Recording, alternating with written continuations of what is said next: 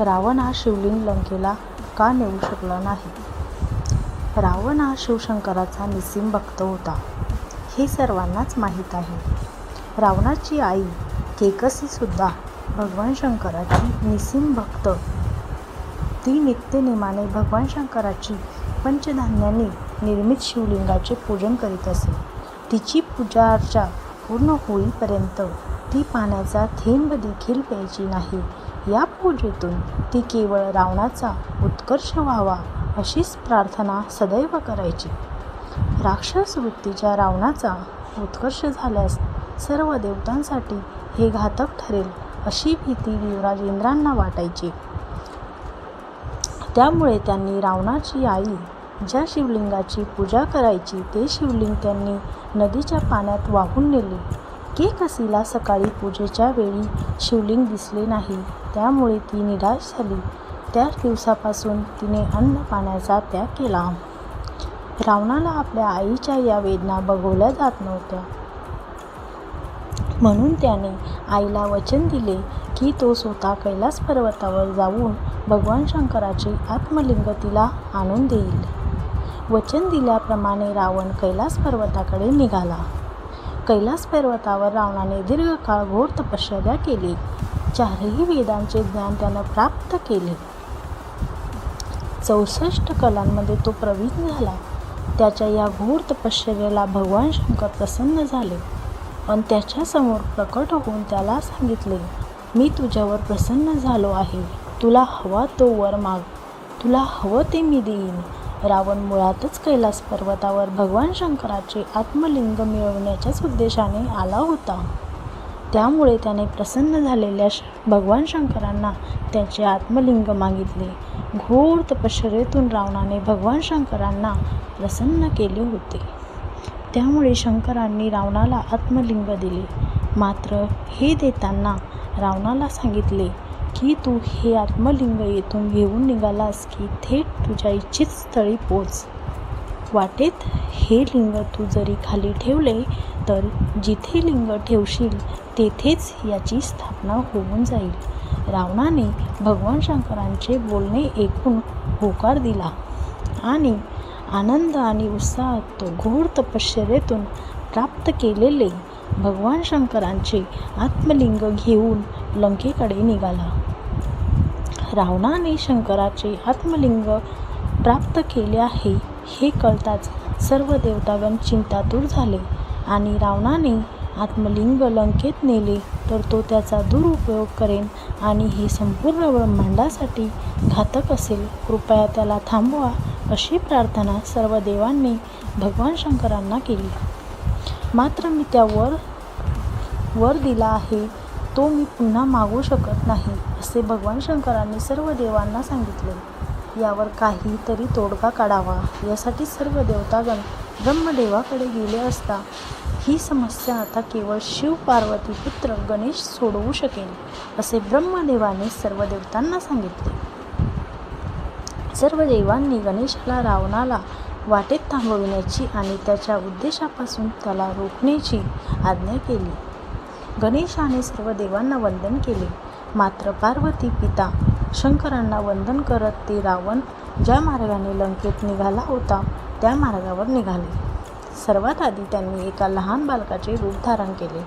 रावणाच्या सतत वाटेत जाऊन आपण दमला असाल, थोडा वेळ विश्रांती घ्यावी अशी विनंती करू लागले. रावण थांबायला तयार नव्हता. तेव्हा या बालकाने त्यांनी विश्रांती नाही तर किमान पाणी प्यावे अशी विनंती केली. कैलासापासून पायी निघालेला रावणही दमला होता, त्यामुळे त्यानेही पाणी पिण्यास होकार दिला. पोटभर पाणी पिऊन त्या बालकाचे धन्यवाद रावणाने केले आणि पुन्हा आपल्या वाटेला निघाला. असे वाटेत अनेकदा घडले. या बालरूपी गणेशाने रावणाला इतके पाणी पाजले की आता रावणाला वाटेत लघुशंका लागली होती. लघुशंका तर आली होती, मात्र त्यासाठी त्याला शिवलिंग खाली ठेवावे लागणार होते. म्हणून तसाच पुढे चालत राहिला. पुढे असह्य झाल्याने काहीतरी उपाय करावा असे त्याने ठरवले. वाटेत त्याला काही गायी आणि त्याचा गुराखी दिसला. त्याने गुराख्याला विनंती केली की मला लघुशंकेला जायचे आहे, कृपया हे शिवलिंग आपण काही काळ आपल्या हातात ठेवावे. ते कृपया खाली ठेवू नये. गुराखी हो म्हणाला. पण तू नक्की येशील ना हे घ्यायला, असे रावणाला विचारले. त्यावर मी अवश्य येईन, असे रावण उत्तरला. गुराखी म्हणाला, मला नाही वाटत तू येशील. त्यापेक्षा मी तुला 3 वेळा आवाज देईन, त्यानंतरही तू आला नाहीस तर हे शिवलिंग मी खाली ठेवेन. रावण म्हणाला, त्याची आवश्यकता भासणार नाही, मी नक्की येईन. असे सांगून रावणाने हातातील शिवलिंग त्या गुराख्याच्या हातात दिले आणि काहीही झाले तरी मी येईपर्यंत खाली ठेवू नको, अशी विनंती केली आणि रावण लघुशंकेसाठी गेला. हा गुराखी म्हणजेच गणेशाचा सावता. त्याने ठरवल्याप्रमाणे रावणाला 3 वेळा आवाज दिला, पण लघुशंका आणि त्यानंतर संध्या करून येईपर्यंत या गुराख्याचे 3 वेळा आवाज देऊन झाले होते. मग काय त्याने ते शिवलिंग खाली ठेवले. शिवलिंग खाली ठेवताच मोठ्याने विजांचा कडकडाट होऊ लागला. ते शिवलिंग आता त्याच ठिकाणी स्थापन झाले होते. हे पाहून रावण अत्यंत क्रोधित झाला. रावणाला चिडलेला पाहून गुराखी आपल्या गायीसह पळायला लागला. शेवटी गणेशाचा उद्देश सफल झाला होता. मात्र हा गुराखी गणेशच आहे हे रावणाला माहीत नव्हते. त्यामुळे रावण गुराख्याला शिक्षा करण्यासाठी त्याच्या मागे धावू लागला. गुराखी गायीसह पळत असताना अचानक गायब झाला. हळूहळू एक गायसुद्धा गायब व्हायला लागली. त्यातील एका गायीचा कान रावणाने पकडला. ती गायसुद्धा जमिनीत समाविष्ट होत होती. मात्र चिडलेल्या रावणाने तिच्या हाती धरलेला कान फोडण्यास सुरुवात केली. मात्र ही देवाचीच लीला असल्याने फार काळ तो तिचा कान ओढू शकला नाही. मग त्याने स्थापित झालेल्या शिवलिंग पुन्हा तेथून काढण्याचा अतोनात प्रयत्न केला. त्याची सर्व दैवी शक्ती त्याने तेथे पणाला लावली. मात्र काही करता शिवलिंग तिथून हलेना. शेवटी तर भगवान शंकराचीच आज्ञा होती. तेव्हा गणेशही आपल्या मूळ रूपात तेथे आले. त्यांना पाहून चिडून म्हणाला, पार्वती पुत्र, तुम्ही माझ्या तपश्चर्येचा भंग केला. तुम्ही असे करणे उचित ठरणार नाही. असे म्हणते रावण आपली अपार शक्ती ते शिवलिंग काढण्यासाठी लावत होता. तेव्हा गणेश म्हणाले, लंकाधिपती रावण, आपण मोठे तप करून हे शिवलिंग मिळवले आणि ते लंकेत नेण्याचा उद्देशही आपला चांगला होता, यात शंका नाही. मात्र आपली राक्षसी वृत्ती ही या कृतीला जबाबदार ठरली आहे.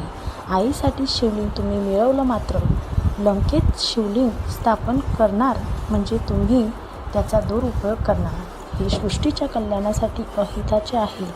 त्यामुळे भगवान शंकराच्याच आज्ञेने आणि सर्व देवतांच्या इच्छेने हे झाले आहे. आपण आता किती प्रयत्न केले तरी ते शिवलिंग येथून हलणार नाही. कृपया आपण आता शांत व्हावे. तेवढ्यात सर्व देव तिथे अवतरले. साक्षात भगवान शंकरांना पाहून आता येथे आपण काही करू शकत नाही हे रावणाच्या लक्षात आले आणि त्याने शिवलिंग तेथून काढण्याचा अट्टहास सोडला व जेथे ते शिवलिंग स्थापन झाले होते तेथेच त्याची पूजा करून ज्या गायीचा कान त्याने रागापोटी ओढला होता त्या गोमातेची क्षमा याचना करू लागला. रावणाने ते शिवलिंग मिळविण्यासाठी केलेला घोर तप आणि गणेशाच्या लीलेने ज्या स्थळी ते स्थापन झाले होते तेथून ते काढण्यासाठी महाबली रावणाने केलेल्या आपल्या अपार शक्तीचा उपयोग आणि गायीचा धरलेला कान यावरून त्या शिवलिंगाला गोकर्ण महाबळेश्वर असे नामकरण करण्यात आले. काही काळाने रावणाने सहकुटुंब या गोकर्ण महाबळेश्वर शिवलिंगाचे दर्शनही घेतले होते. अशा प्रकारे शिवलिंग कैलास पर्वतावरून लंकेत नेण्याचा प्रयत्न हा गणेशाच्या बुद्धिचातुर्याने असफल ठरला.